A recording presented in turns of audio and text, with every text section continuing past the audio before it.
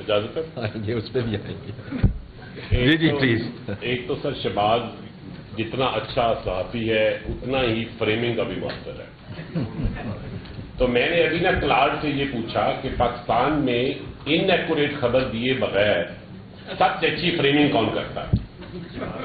انہوں نے کہا شہباز رانا. پھر انہوں نے مجھے 2 ایگزامپل دی. یہ ابھی میں نے پوچھا جی ایگزیکٹلی. تو انہوں نے کہا میں نے کہا کوئی ایگزامپل بھی دو. انہوں نے کہا June 1, 2024 کو شہباز رانے کی ہیڈ لائن تھی government steers into 3rd year of stagflation. Stagflation 2 چیزوں میں ہوتی ہے.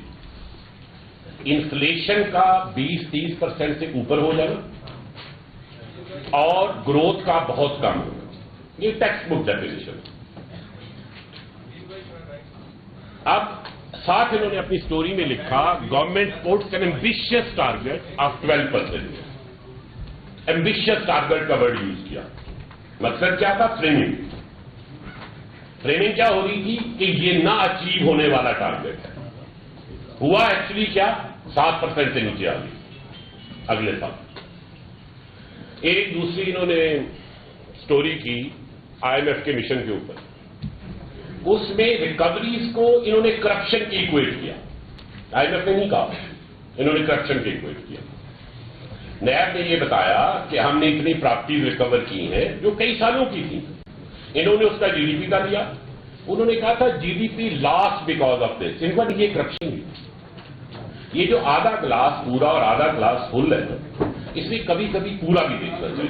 میں آپ آتا ہوں یہ جو نمبر کی آپ کو پتا ہے جو سب سے کنفیوزنگ بات ہے FBI ٹارگیٹ وہ nominal number, nominal growth rate. جی اگر اجازت ہو تو میں بات کروں. گروتھ ریٹ اور ان سب جی پلیز. اچھا جو ہم ٹارگیٹ مقرر کرتے ہیں وہ نامینل نمبرز میں کرتے ہیں. اب آواز آ رہی؟ وہ نامینل نمبرز میں کرتے ہیں. نامینل نمبر یہ ہوتے ہیں کہ ہم نے ایک پروجیکشن کی کہ اس سال ہماری گروتھ ریٹ یہ ہوگی, اس سال ہماری انفلیشن یہ ہوگی, اس سال ہمارا ڈالر روپی کا ایکسچینج ریٹ یہ ہوگا. اس کے علاوہ ایک assumption LSM گروتھ کی ہوگی. اس کے اوپر ہم اپنے ٹارگیٹ فکس کرتے ہیں. اگر فرض کیا گورنمنٹ بیٹر پرفارمز آن ایکسچینج ریٹ تو آپ کی امپورٹ کی ویلیو گر جائے گی, آپ کا امپورٹ سے ہی ٹیکسز گر جائے گی. یہ بہتر پرفارمنس کا نتیجہ ہے. اگر انفلیشن گورنمنٹ 12% مقرر کرتی ہے اور ایکچولی 6% ہوتی ہے تو گین گورنمنٹ کی بہتر پرفارمنس ہے لیکن آپ کے سیلز ٹیکس کے ریٹرن گر جائیں گے. اگر گروتھ ریٹ البتہ پازیٹیو ہو تو اس کا پازیٹیو ریلیشن شپ ہے, وہ 1-1.5% کا فرق ہوتا ہے. میں نا اس بحث کو نکالنے کے لیے میں نے اس کو ڈالر ویلیو میں دیکھنے کی کوشش کی کہ کیا ہوا. وہ سر یہ شہباز رانا کی وجہ سے.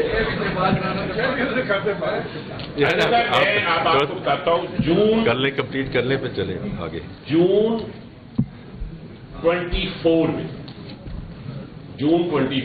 انہیں تو وہ ویسے بیسٹ افسر والی بات درست نہیں, میرے سے بہت بہتر افسر ہو. June 24 میں ہم نے جو ٹوٹل FBR نے ریونیو کلیکٹ کیا وہ $32.6 بلین. 32.6 billion dollar. میں ڈالر اس لیے لے رہا ہوں کہ یہ تینوں فیکٹرز کو پھر کرتا ہے کیونکہ وہ جو روپی کی ڈیپریسیشن باقی چیزوں میں. June 25 میں یہ 41.9 بلین. ابھی جو ہم کلوز کریں گے یہ with all the shortfall stories that Rana writes and which it continue to do that and I will give him other opportunity on June 30 with all those stories. آج اس سال جون میں یہ $46.4 بلین ہوگا, یعنی 32.6 سے 46.4 بلین ڈالر.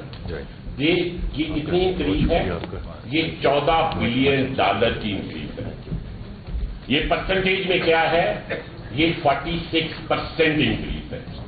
آپ اگر نامینل نمبرز میں بھی دیکھنا چاہے جن کو ایکچولی فریمنگ کرتے ہیں رانا صاحب, اس میں بھی اگر آپ دیکھنا چاہیں تو 2 سالوں میں 40% ریونیو کی گروتھ ہے.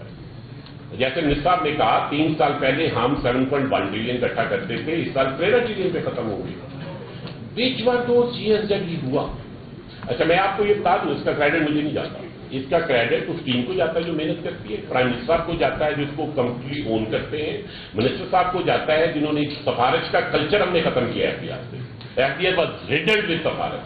अब मसला ये है कि वेस्टेड इंटरेस्ट है, वो वेस्टेड इंटरेस्ट डी और ई टाइप अफसर है, उनसे कुछ लोग मिलते हैं, हमें पता मिलते हैं। मेरी अर्ज सुने सर, इसके अलावा कुछ सेक्टर्स हैं जो अफेक्टेड है, कुछ सेक्टर्स हैं जो अफेक्टेड है, टोबैको माफिया अफेक्टेड है, वो भी लोग फीड करते हैं। तो ये एक नरेटिव बनाया जा रहा है। मेरा ये ख्याल है पावर का बंदे को रिपोर्टर नहीं होना चाहिए, बंदे को पावर का प्लेयर नहीं होना चाहिए। जी आगे चले जी।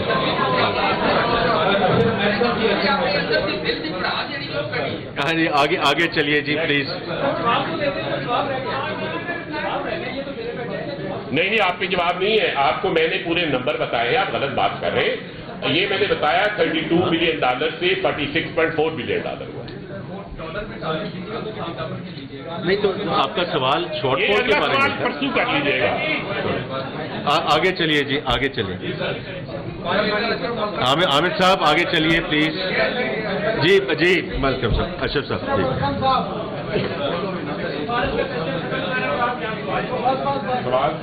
ये हम यहीं बैठे हैं, we are not going anywhere, आप आराम से सवाल पूछिए। जी जी जी। उसका फाइनल नंबर हमें दे सकते हैं कितना हुआ, और ये वन टाइम है या फॉरएवर होगी या कि इस मैकेनिज्म के तहत ये पैसे सरप्लस लोगों से ट्रांसफर होगा। दूसरा सवाल वार हमने देखी, इंडिया के साथ रिसेशन हुआ, ईरान और अमेरिका के वार का भी हमें इम्पैक्ट हुआ, अफगान बॉर्डर की बंदिश का भी हुआ, इसका हमारी इकोनॉमी को कितना लॉस है? ईरान अमेरिका जो हम पे इंडिया का एग्रेशन है इसका, और अफगानिस्तान के बॉर्डर। मैं थोड़ा सा आपका पहले तो ये कहूँगा कि जो आपका पहला सवाल है उसकी डिटेल मैं कल दूंगा, उसमें फिर बजट के वक्त हम इस पर बात करेंगे, लेकिन वो आपको डिटेल से थोड़ी सी पता है, लेकिन मैं इस वक्त उसका जो मैकेनिज्म है एटसेट्रा वो मैं इंशाल्लाह बजट में उसमें बयान करूंगा। नहीं, ये इसका एक खास मुद्दत के लिए होगा, ये जो अरेंजमेंट होगा, और ये 1 साल से ज्यादा का होगा। ठीक। अच्छा, दूसरी आपकी जो बात है वो मैं आपको ये बता सकता हूं, क्योंकि हमने एक्सपोर्ट्स की भी बात की ना, कि एक्सपोर्ट्स में अभी भी जिक्र आ रहा था कि एक्सपोर्ट्स में शॉर्टफॉल है कंपेयर टू लास्ट ईयर। तो उसमें जो अफगानिस्तान सिलसिला है उसमें तकरीबन हमें $1 बिलियन का उसमें जो है वो उसका इम्पैक्ट है। उसमें हमारे फूड आइटम्स भी हैं, उसमें हमारा फार्मा भी है, but all of these areas are not looking for different investment and different trade corridors, और उसमें काफ़ी हद तक वो कामयाब भी हुए। बाकी जो आपने बात की सब रियलिटी तो यही है ना, जो चौथी तिमाही में जो इन्फ्लेशन ऊपर गई है। देखिए, अगर आप स्टेट बैंक का अगर आप तखमीना देखें जो उन्होंने जनवरी में दिया था ग्रोथ का, तो उस वक्त स्टेट बैंक का व्यू था कि इस साल वी विल एंड अप, और इसी तरह डॉक्टर इम्तियाज भी यहाँ बैठे हैं, कि दिस विल बी, हमारी ग्रोथ जो है एनीवेयर बिटवीन 3.75 to 4.75। ये इनका जनवरी में स्टेट बैंक का तखमीना था, और till March we always thought कि this will be north of 4%। 4.75 होता या ना होता वाज अ सेपरेट डिस्कशन। तो ये इसके दो डायरेक्ट इम्पैक्ट तो आपने देख लिए हैं, एक तो जो इन्फ्लेशन आया उसकी वजह से पॉलिसी रेट गया, और दूसरा जो हमारा जीडीपी का नंबर है फुल ईयर जीडीपी 3.7%। तो ये इसके डायरेक्ट इम्पैक्ट है। बहुत शुक्रिया जी। जी जी प्लीज जी।